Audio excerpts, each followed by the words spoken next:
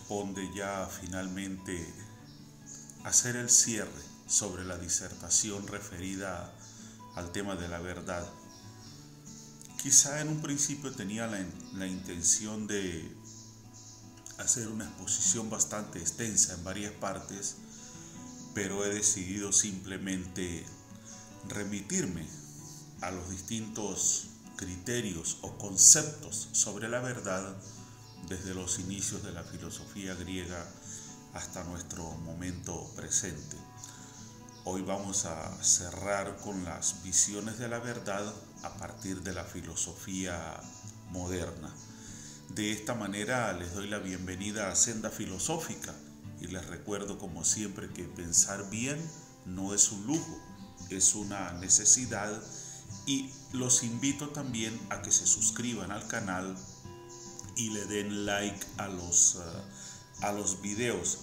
Necesitamos llegar a 1000 suscriptores cuanto antes porque se me está acortando el tiempo límite para la suscripción mínima requerida a fin de darle o poderle dar continuidad al proyecto de Senda Filosófica. Así que los invito por favor a suscribirse y a darle like a los videos. Tenemos la necesidad, casi la urgencia en este momento diría yo, de llegar a 1000 suscriptores cuanto antes. Así que de esta manera les doy la bienvenida a Senda Filosófica y doy inicio a mi disertación de el día de hoy, con la parte final sobre el tema de la verdad. Quiero enviar un saludo muy cordial a Kenia Acuña, que ha sido muy consecuente con Senda Filosófica y que también de alguna manera ha puesto su granito de arena al proyecto. Así que saludos Kenia, y todo esto se agradece de corazón. Es una iniciativa conjunta para educar, para invitar a la gente a pensar mejor, a proyectarse en una forma de pensamiento más constructivo que nos genere una mayor autonomía y una mayor capacidad de desenvolvimiento ante nosotros mismos, ante la sociedad, ante el mundo, ante la vida, ante el universo, porque somos parte de una integridad universal. Así que vamos con el tema de hoy.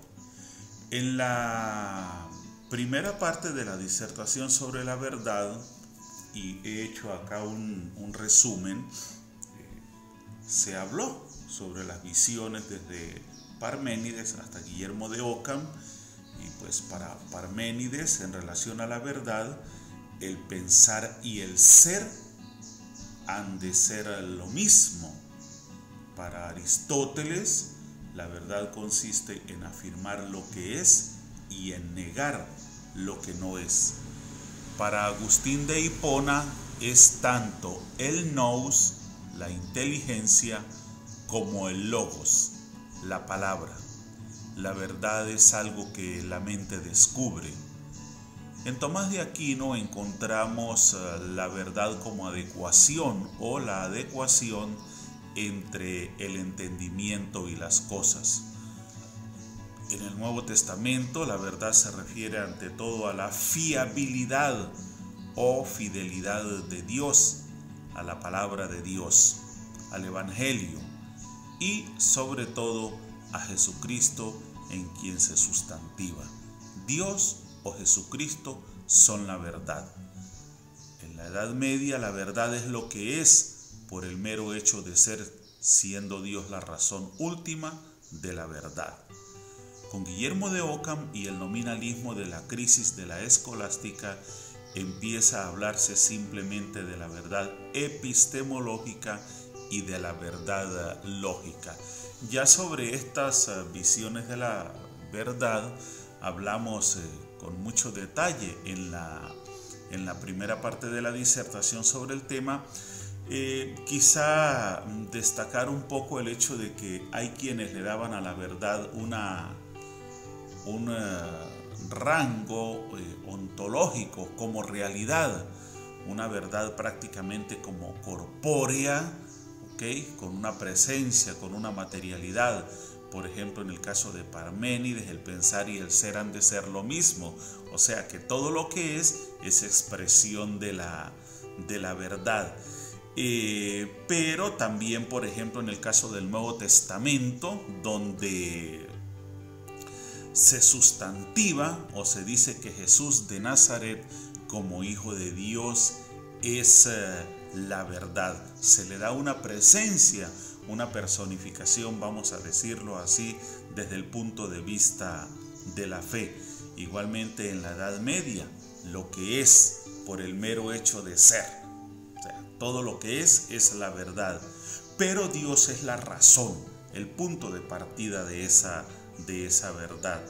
Ya con Guillermo de Ockham ya la verdad adquiere un rango epistemológico, es decir, desde el conocimiento, y una verdad también de carácter lógico. Para que algo sea verdad tiene que tener un sentido, tiene que ser comprensible, tiene que entenderse, conocer todos sus detalles, los qué, los por qué, los para qué.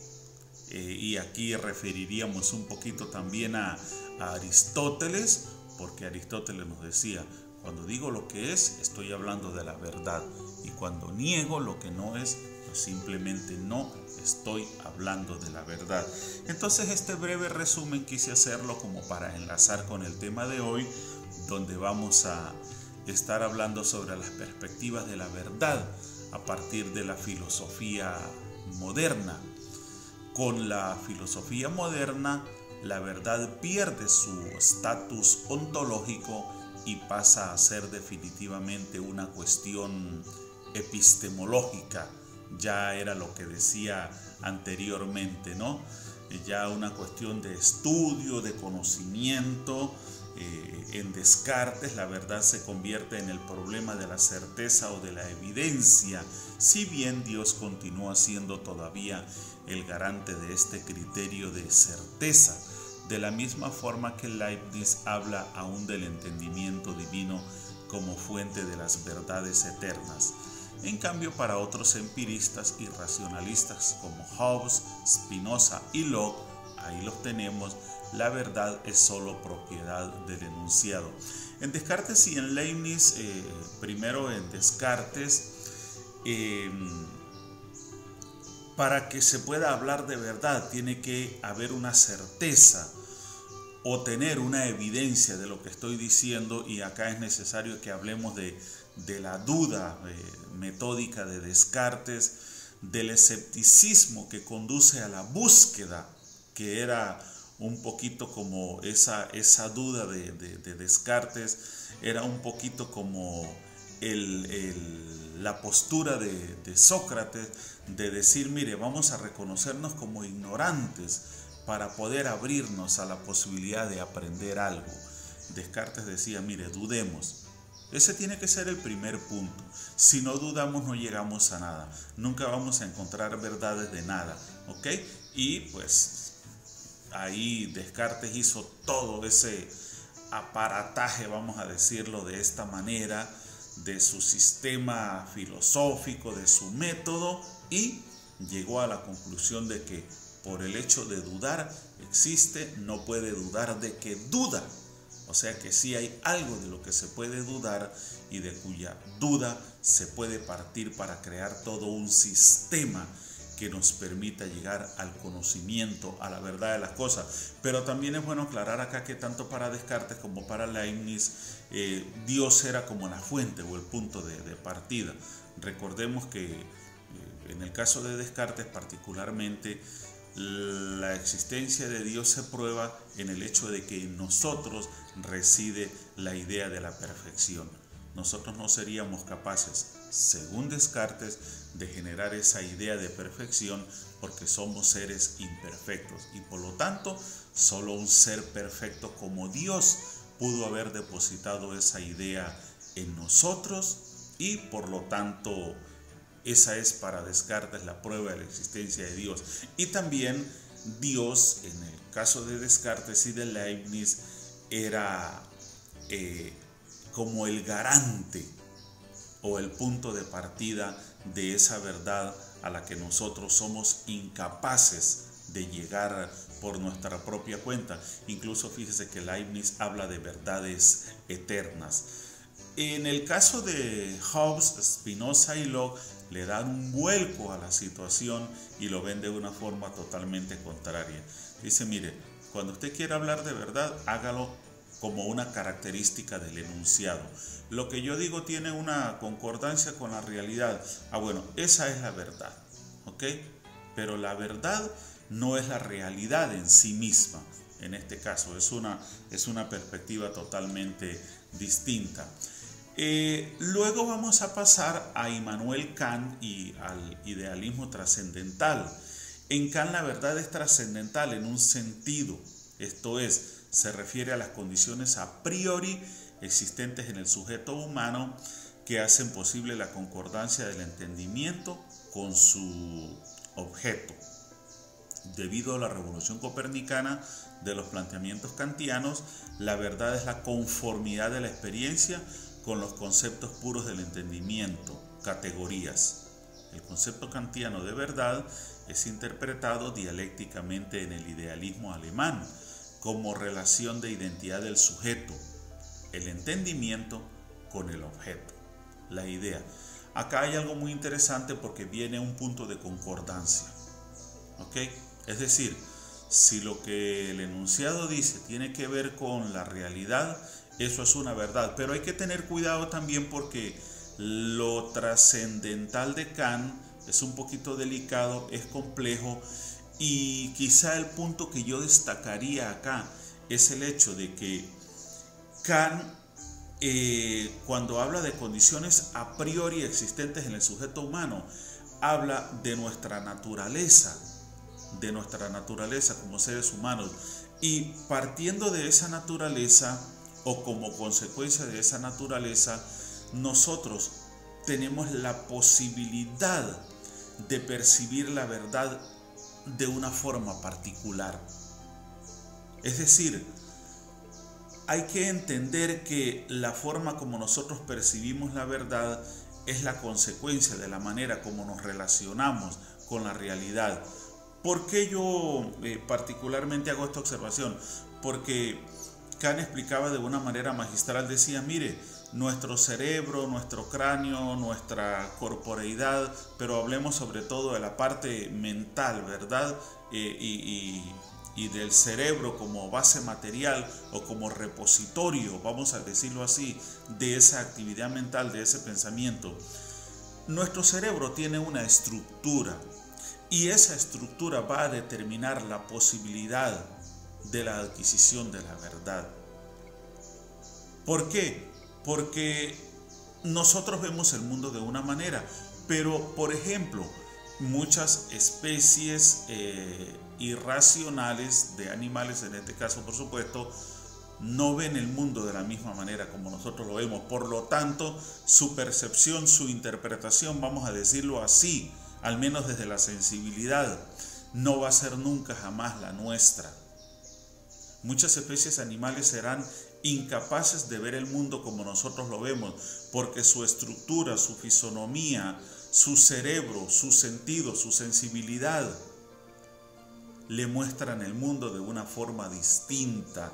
Entonces, este es un tema un poquito mucho más complejo del que podríamos hablar posteriormente en mayor detalle y que tiene que ver con la trascendentalidad de la que nos habla, o con lo trascendental de lo que nos habla Immanuel Kant. Sin embargo, sigue existiendo en el idealismo alemán esa relación de identidad del sujeto a través del entendimiento con el objeto, empleando la idea como representación de ese objeto. ¿Okay? Entonces, tendría como, o sería una expresión de esa relación entre el sujeto y la realidad, entre la verdad y la realidad, el enunciado y la realidad. ¿Ok? Entonces es muy importante esta perspectiva de Immanuel Kant sobre el tema de la verdad, donde recordemos que Immanuel Kant depositaba la posibilidad de adquisición del conocimiento no en el objeto, sino en el sujeto primariamente. ¿Ok?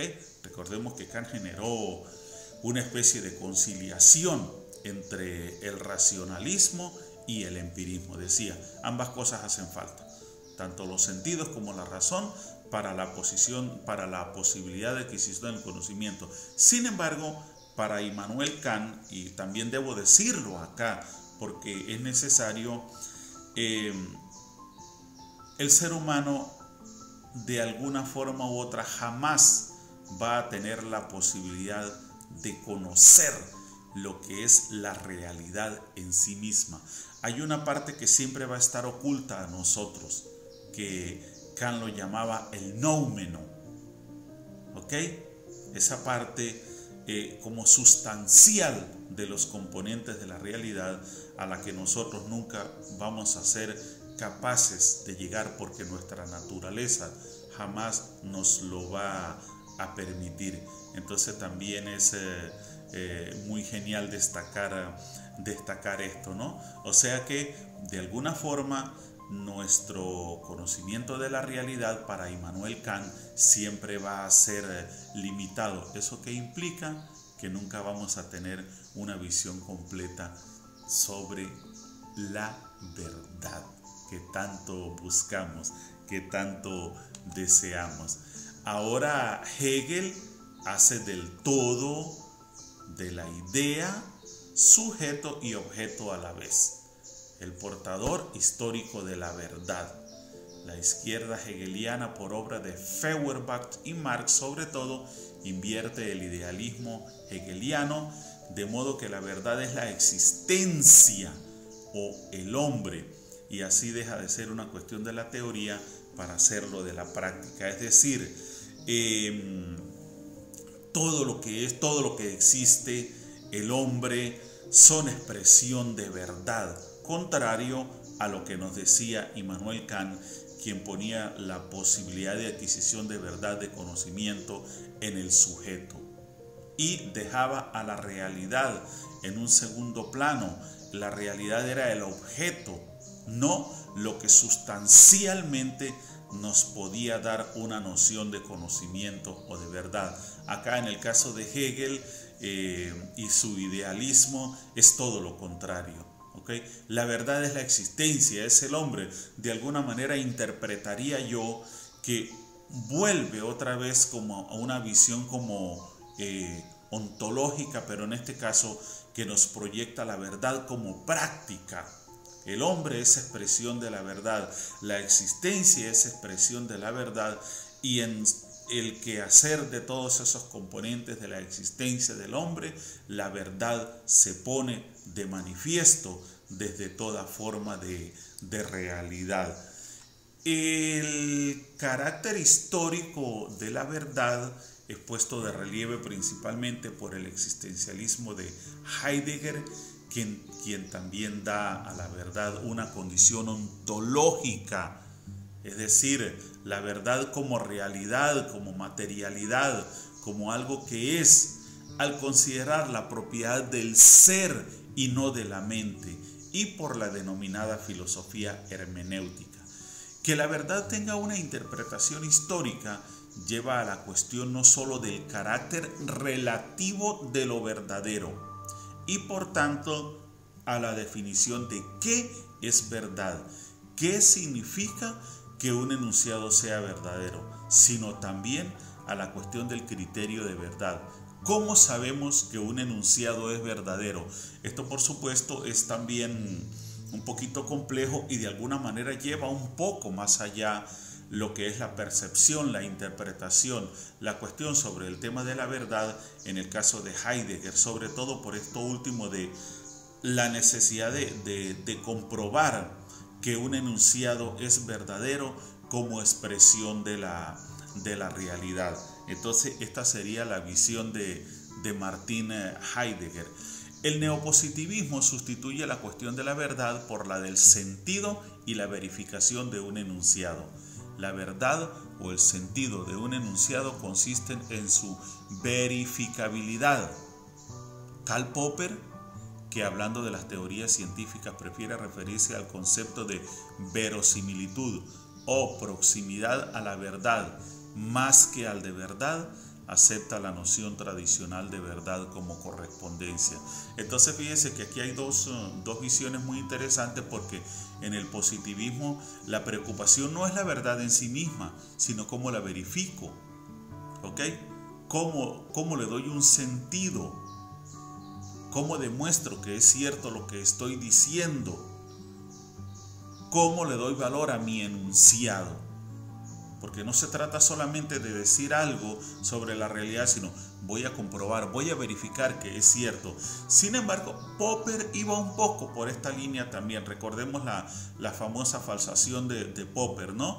Pero Popper también nos acepta la noción tradicional de verdad como correspondencia. Es decir, si lo que el enunciado me expresa o me sugiere va en concordancia con la realidad, eso es una expresión de verdad. Parece como muy simple, ¿verdad? Como muy básico, pero en realidad no es así, porque si profundizáramos en detalle en cada una de estas perspectivas, encontraríamos toda una complejidad en el desarrollo de las ideas y los argumentos que defienden cada una de estas posiciones. En la actualidad, las principales explicaciones sobre el sentido de la verdad se deben a la teoría de la correspondencia o teoría semántica de la verdad. Ya acá venimos con los significados. La teoría de la coherencia y la teoría pragmática de la verdad, es decir, el valor práctico, el sentido práctico útil de la verdad.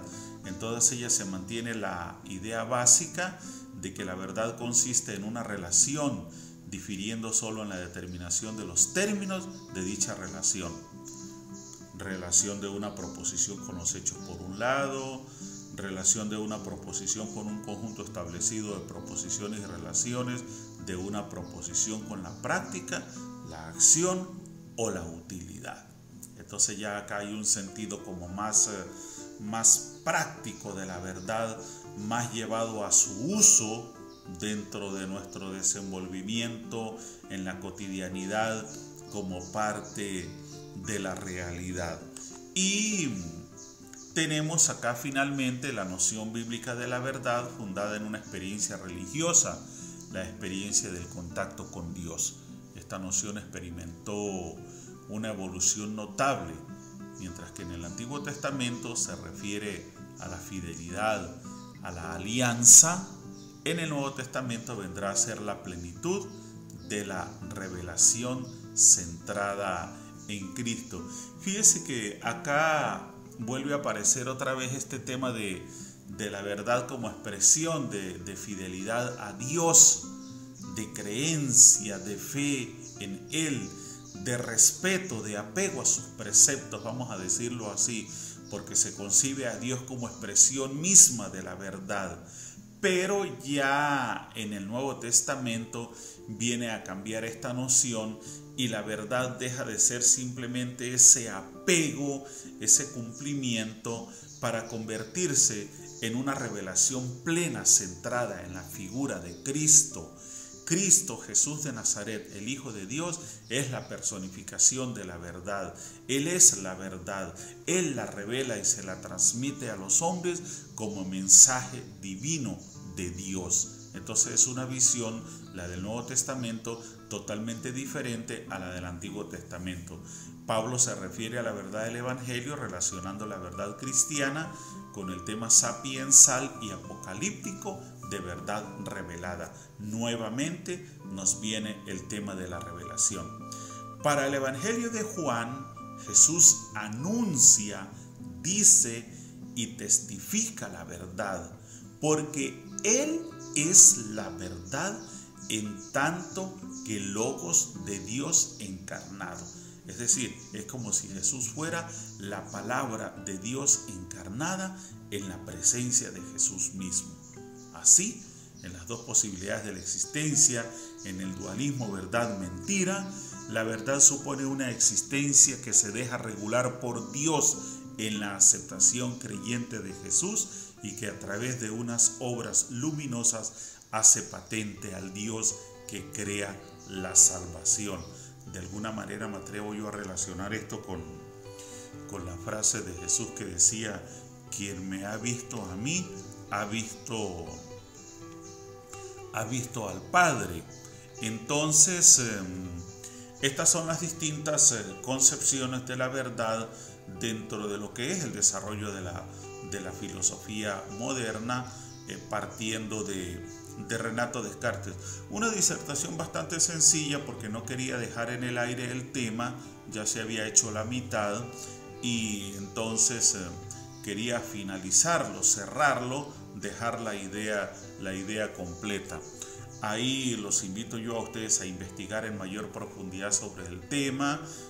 Válganse de las páginas de internet, de los textos, de las enciclopedias, para que profundicen un poco más. Quizá desde mi propia perspectiva diría yo que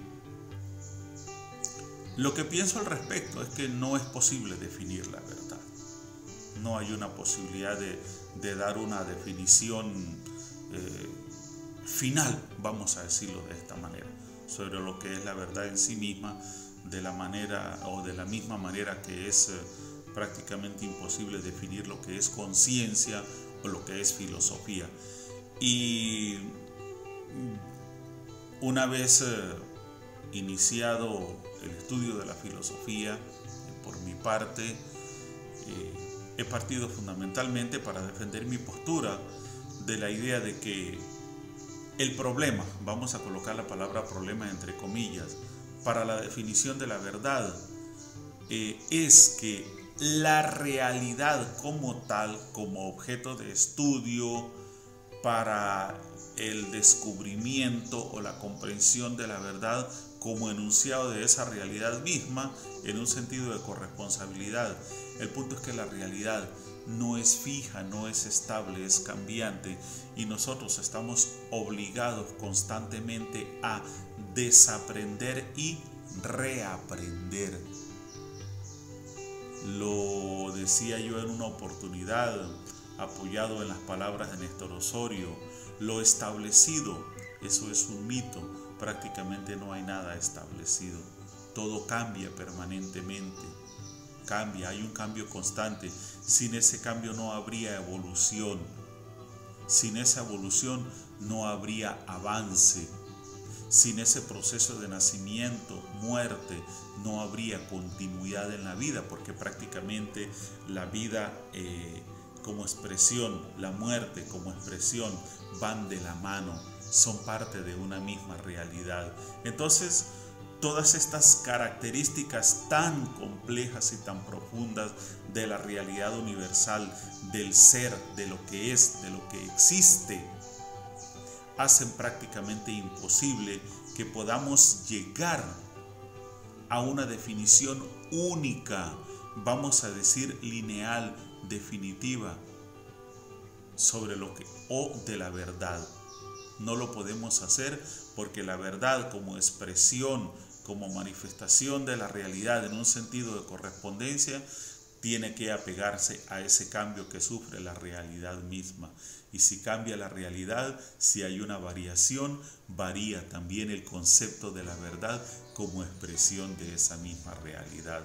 Entonces es lo que yo me atrevo a decir al respecto y ya de esta manera cierro esta disertación sobre el tema de la verdad. Los voy a invitar por ahí vamos a seguir trabajando con los filosofando, que pues afortunadamente han tenido muy buena recepción, y les anuncié ya unas disertaciones sobre Protágoras y Gorgias. Antes de entrar en el tema de Sócrates, ya para el inicio de las disertaciones sobre la filosofía clásica, pero vamos a hablar primero de Protágoras y Gorgias porque son demasiado importantes como sofistas cada uno con sus propios planteamientos filosóficos, y bueno, afortunadamente conseguí un material súper espectacular.